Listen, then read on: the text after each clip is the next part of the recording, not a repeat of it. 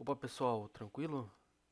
Eu sou o Matheus Rizzi, analista de sistemas .NET, com experiência já há mais de 10 anos eh, programando e analisando e tudo mais, tá? Eu quero nessa aula mostrar para vocês a utilização do mock, tá? Que é utilizado muito na parte de testes de integração, por exemplo. O que que o mock faz, tá? Ele simula o comportamento de um objeto.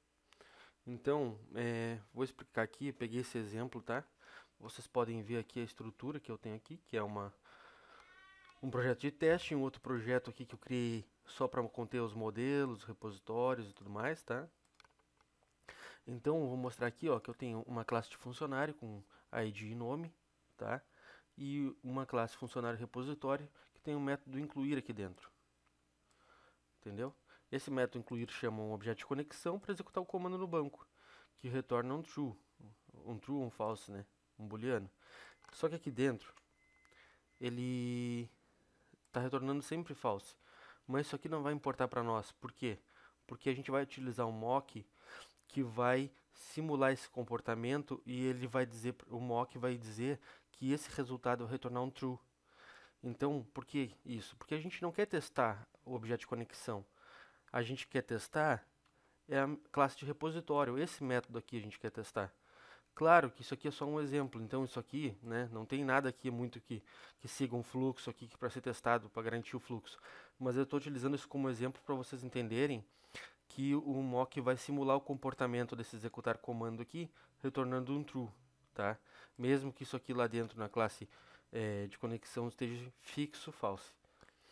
Então vamos aqui para a classe de testes, tá? Que eu já criei com esse nome e deixei o nome aqui ó, do método. Ao incluir um funcionário, deve retornar true. Isso aqui é só para um exemplo para vocês verem como funciona o mock, tá?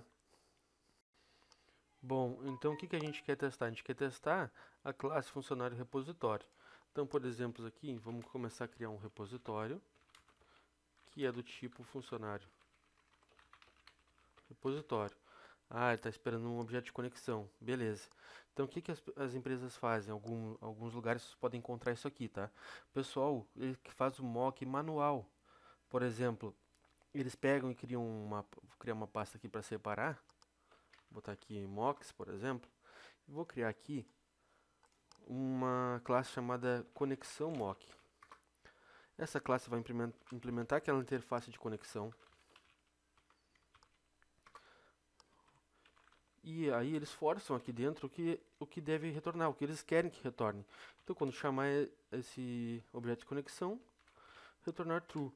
Por que isso, tá? Porque o pessoal quer testar a classe funcionário repositório, quer garantir que ela retorne true.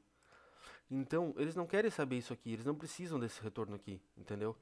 Eu tô aqui, claro, ele está retornando diretamente, mas tem classe, por exemplo, de serviço, ou um handler ali que você quer testar e o handler acessa ah, um repositório, por exemplo. Você não quer testar o repositório que está dentro do handler, você quer testar o handler que faz várias coisas lá dentro, por exemplo. Então você tem que fazer o quê? Tem que fazer com que alguns métodos retornem um valor esperado já para você. Então o que a gente faz, tá? As empresas criam esse mock aqui com retornando true e lá no teste eles criam o ó, conexão mock e criam o conexão mock aqui, ó. E aí o que eles fazem? Eles injetam esse conexão mock para dentro do repositório. Que quando o repositório fazer a operação de executar o comando, quando eu chamar, ele vai retornar true pra gente. Então aqui, ó, é só fazer o assert, is true, por exemplo. Faltou o resultado, só um pouquinho. Tem que pegar aqui, ó, mandar incluir, né? E espera um novo funcionário. Passando o ID, por exemplo, e o nome. E aqui a gente injeta um novo funcionário. Beleza. E a gente vai testar que o resultado é verdadeiro. Beleza, isso aqui já deve passar esse teste, tá? Ó, mandar fazer um debug testes aqui, que ele vai executar e já vai nos dizer se vai passar ou não esse teste.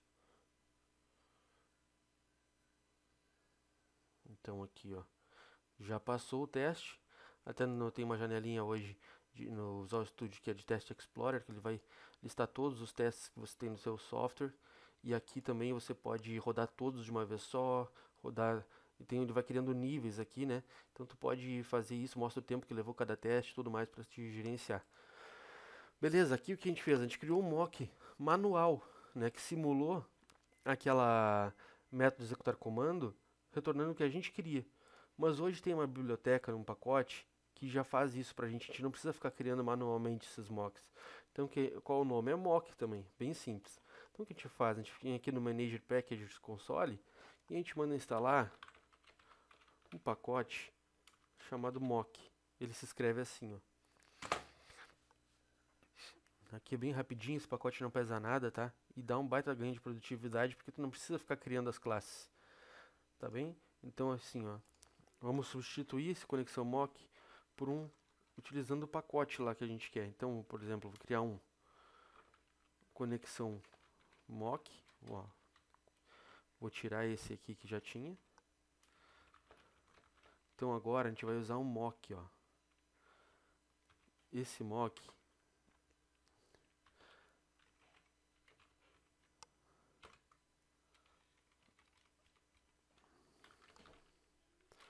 aqui, a gente vai executar um mock da nossa interface de iConexão. Deixa eu só botar certinho aqui. E é assim que é a estrutura dele. Ele depende sempre de uma interface, aqui que fica mais claro, né? Porque a gente tem a interface lá que o nosso objeto de repositório está esperando, ó. Ele espera já uma interface para criar o objeto de conexão. Isso aqui, quando tu usa com injeção de dependência, cara, show de bola, você resolve tudo sozinho, então é um termo que a gente pode falar depois em uma outra aula. Mas aqui, por exemplo, vai ser essa parte só. Então o que a gente faz? A gente já tem o nosso mock de conexão aqui. Só que ele já criou como se fosse aquela classe, ó. Só que a gente precisa também dizer que o nosso objeto lá, ele tenha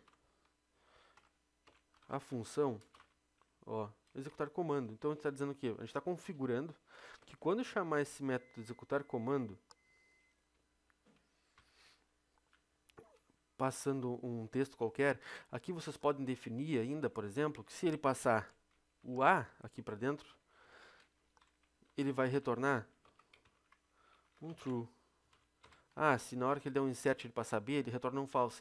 Então tu pode criar várias parametrizações de chamada do mesmo método, que quando ele recebe um parâmetro de entrada específico, ele devolve um retorno específico. Mas nesse caso eu quero fazer o quê? Eu quero que quando ele receber qualquer coisa de string, ele retorne true sempre. Então o que a gente faz? Ele permite a gente usar esse itn, isn, qualquer string que a gente passar, ele vai aceitar aqui.